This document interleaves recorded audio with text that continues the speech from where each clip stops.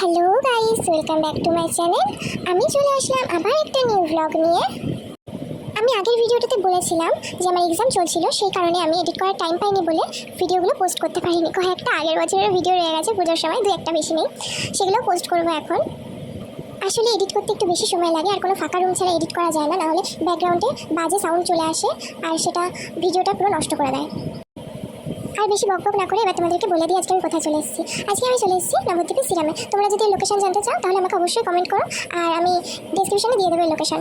আমার নিচের হেয়ারগুলো একটু ড্যামেজ হয়ে গেছিলো, সেটাই কাট করে নেব। হেয়ারটা শর্ট করবো না, যেরকম লেন্থে রয়েছে সেরকমই রাখবো। তো হেয়ার কাটিংয়ের পর আমরা সবাই মিলে চলে গেছি নবদ্বীপের রাঙামাটি রেস্টুরেন্টে।